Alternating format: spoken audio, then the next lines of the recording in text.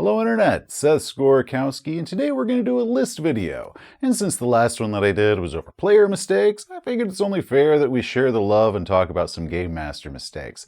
Now I've talked about these before with my 7 deadly Game Master sins, and then 7 more, and then 7 more, and the last one I did was 5, so I shortchanged everyone on the 7 sins motif, but even with all of those sins, there are still plenty more to cover. And as I've said in each of these videos, you're going to be hard-pressed to find a Game Master sin that I have not been guilty of before, and many of which I still wrestle with from time to time. So here, in no particular order, are 7 Game Master sins. The return.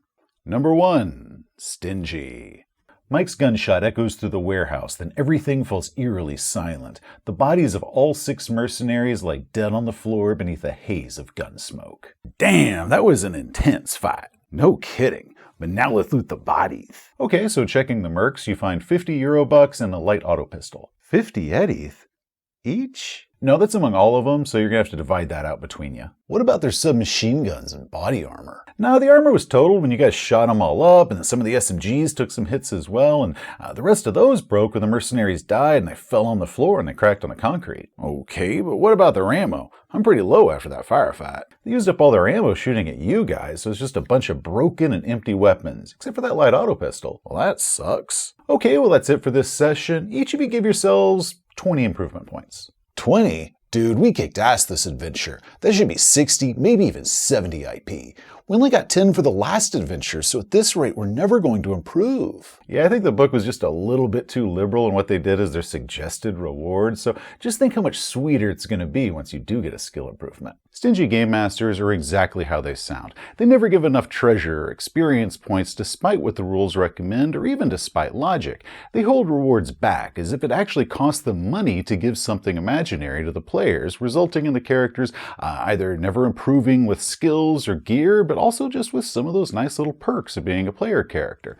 It's one thing for Game Masters to run a low treasure or a low power game and to keep the PCs poor or, for in-game story reasons, like, the characters are only fighting low-level monsters that are armed with sharp sticks and bent rusty blades, so these bad guys, they're not worth much experience points at all, they don't have much treasure, and that's why leveling up or amassing wealth is taking such a long time, because they're fighting such low-level weak opponents. But it's another for the Game Master to deny rewards or treasure for no reason at all, or to have the bad guy's equipment never be salvageable for the PCs to use or sell. It's frustrating and demoralizing for the players because they can quickly figure out that the reason that they're never getting any of the rewards is because the Game Master is just simply refusing to give it to them. Now, some players might see stingy Game Masters there when there's not really a stingy Game Master, and those are the players who are going to want to earn 2 levels and get +5 weapons for killing a rat. We're not talking about greedy players that want unreasonable rewards, those certainly exist, but we're talking about Game Masters who give unreasonably small rewards, if any rewards at all. And if the players start feeling like they're being robbed and advancement and improvement is now hopeless for them to achieve, then those players are going to stop caring about the game, and that can lead to a whole host of other problems and player problems once they stop caring about the game. I used to have a supervisor like this at a former job. All of our teams had to be performance evaluated every few weeks, but the supervisor never gave anyone the highest scores in any particular area, no matter how good we did in that area. And his reasoning is that perfection is impossible, so we never rated anyone as perfect in any single category.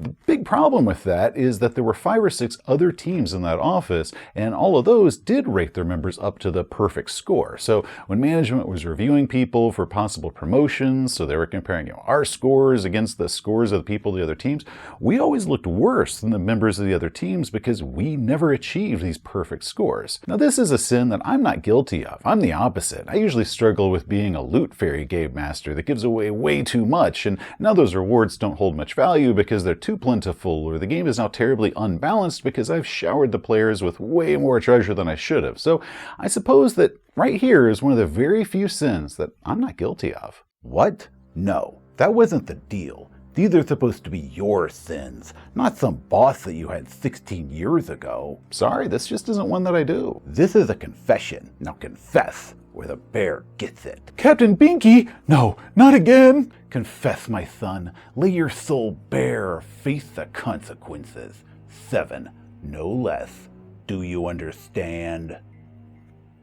Haha, so that was just a warm-up, folks. Consider that one a freebie. Let's start this one back over. 7 Game Master sins, all of which I've personally been guilty of before. Number 1, the Punisher. No, not that one. He was too cool. Not him either. No, lamer. There. Perfection. Punishers are game masters who use the game as a means of disciplining their players. A player shows up late, or they drank the last soda, the one that you really wanted, or maybe they hog the spotlight from the other players, or they just go murder hobo on you, and instead of dealing with the actual problem, the game master uses the game to get them back, to teach them a lesson. Maybe they're going to be sending more bad guys after them, or auto-hitting them in their next character combat, or your character has a brain aneurysm and dies. What? Dude, that's not even a thing in this game. 500,000 people die of them every year. It looks like you were one of them.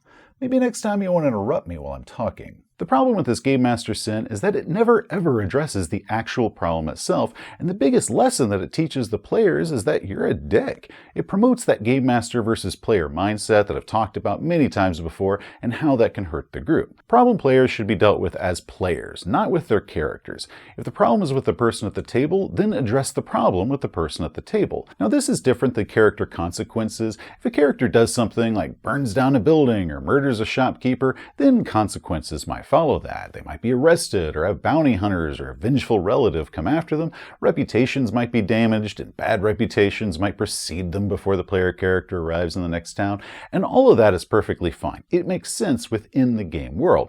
That is different than hitting them with a random meteor because the game master was just mad at whatever it is that player did. This sin can be tricky. Sometimes it sneaks up on you. You might think that you're giving the appropriate in-game consequences for a character's actions, but really, you're just trying to punish them. If you go onto just about any internet forum out there, even the comment section on many of my own videos where I talk about bad player behavior, you're going to see a ton of comments that go, just kill them, promoting that Punisher behavior.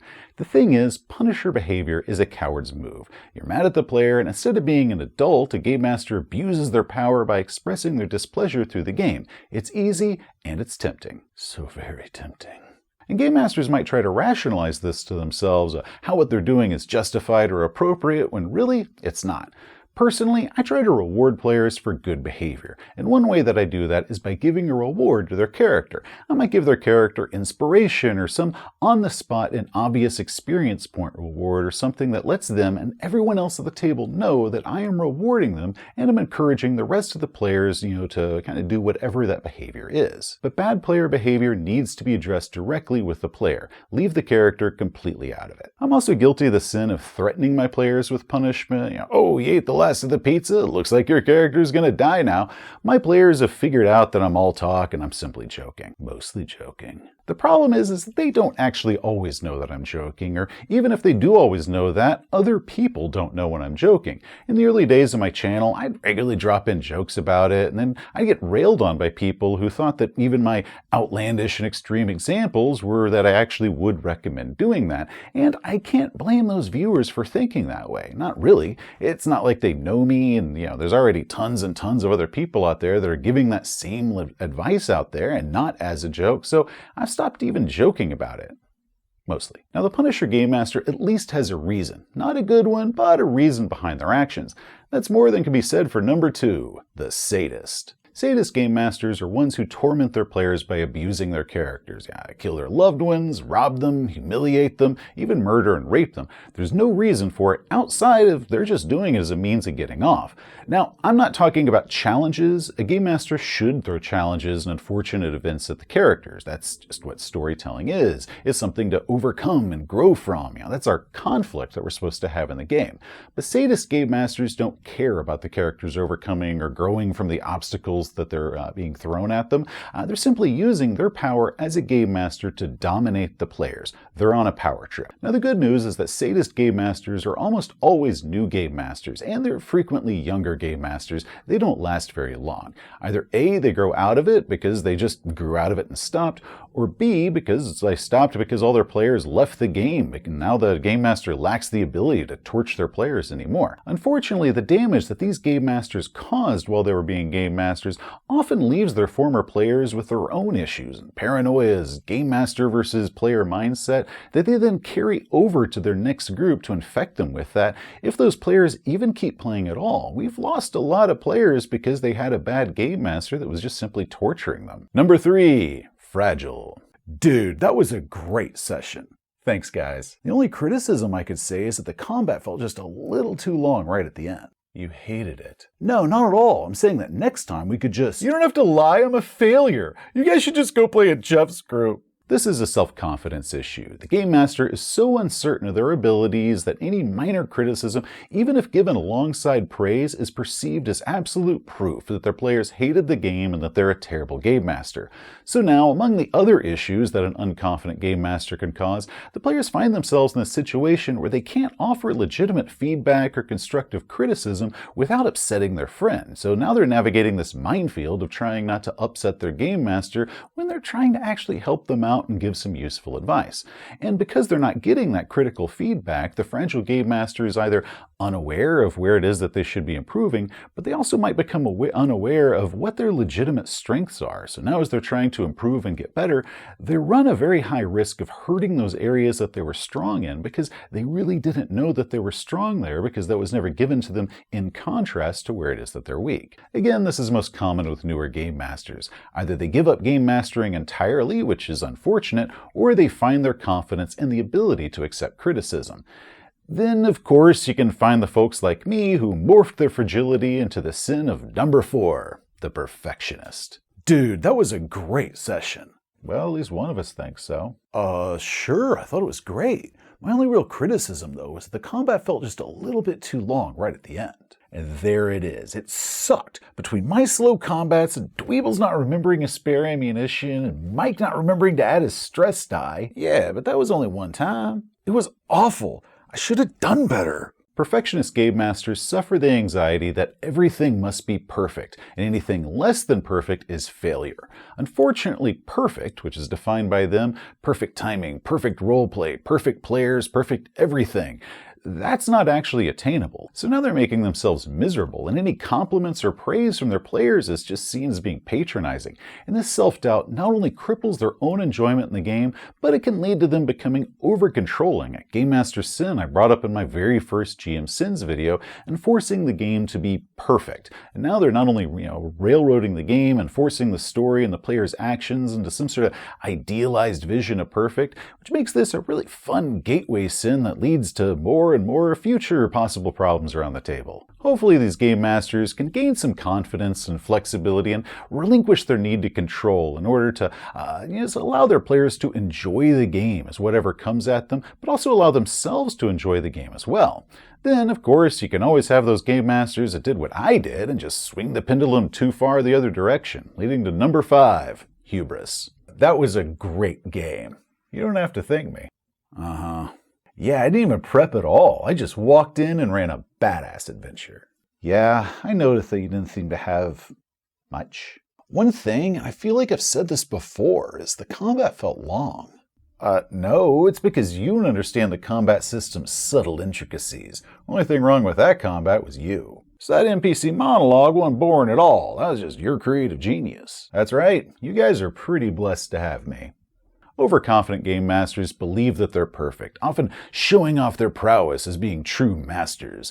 They don't feel that they need to do much prep because they're sure that their honed abilities are going to save them, and some might stop prepping at all. Any player complaints or criticisms are treated as if it was the player's fault that they didn't enjoy the game, and not the game master's fault for that, meaning that the game master is blinding themselves to the player's needs and feedback, and the game master isn't pushing themselves to improve. And once you stop trying to improve yourself, that's immediately when you start degrading, and more so if the game master's arrogant overconfidence is blinding them to it when it's even pointed out. I really hate this one. I have an overly negative response whenever I encounter some game master who announces their perfection. And it's not just because no one's perfect, and having the title Best Game Master Ever is something that you actually can't give that to yourself. Other people can give that to you, but you can't. That's only a title that other people can say about you.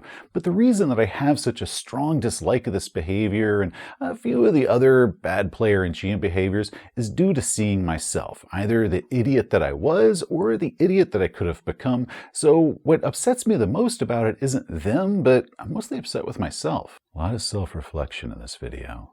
And the solution to this one is not pretty. That overconfident game master is probably going to need to run a terrible game where it's undeniably their fault that it was terrible. There's no way for them to rationale or blame throw this onto anything but themselves.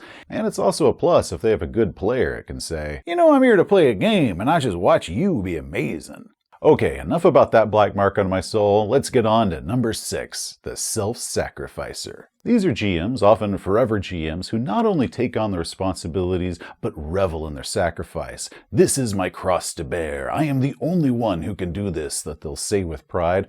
Either they feel that making themselves miserable and sacrificing their own enjoyment, either during the game or between the sessions, makes them better, a badge to feel or prove their dedication as something to hold over their players. Look at how I've sacrificed for you. I didn't go to this concert. I missed my anniversary. I missed the birth of my child because I was running you. Appreciate my sacrifice. It's a lot like that mom character in movies and stories where the hero talks to them and the mother is constantly reminding them how much they gave the hero, their best years, their careers, their figure, how many hours they were in labor, and how the hero should appreciate them. These are insufferably miserable characters who drop a guilt trip at every moment. I said in my social contract video that game masters should put the work into scheduling the game whenever they can get the most people together at the same time. That sometimes requires going with the date that might not be the most convenient for the game master, but is the best date overall. And I got a lot of blowback when I said that. People taking that one sentence out of context and missing everything before it and after it, and then taking it to some ridiculous extreme. But not the most convenient and inconvenient are different things. I was referencing me offering something like 3 possible dates we could play, with one noted as I'd prefer not to play on that date if possible, but it ends up being that's the only date that worked for everyone's schedules, even though it was the one that I wanted the least for whatever reason it was. So now I'm running on a date that I really didn't want to run on, but I'd still offered that as a possibility versus being bullied into that date that was never offered because it just was never available. If game mastering is inconvenient, becoming a burden, then that needs to change. Put your foot down, pull back, spread out the responsibilities, whatever you need to do, but making yourself unhappy is not the option that you should go with. And if you do, out of some misplaced sense of duty, believe that you're the only person that can handle the weight of these burdens, or your suffering and sacrifices enhances your art or whatever, then don't turn around and weaponize that against your players. And finally, number 7, forgetting what it's like to be a player.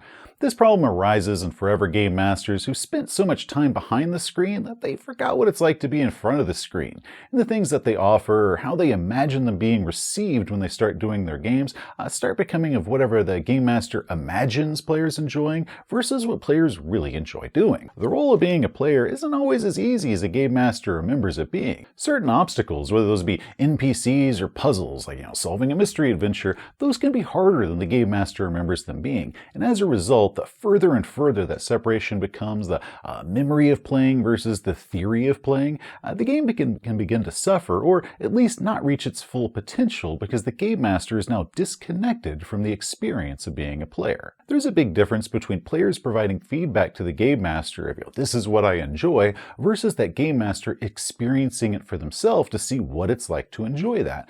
And one of the hardest things when you're trying to get feedback on something, whether that be a game or a novel or a film, is that people don't always know why they enjoy or dislike certain things.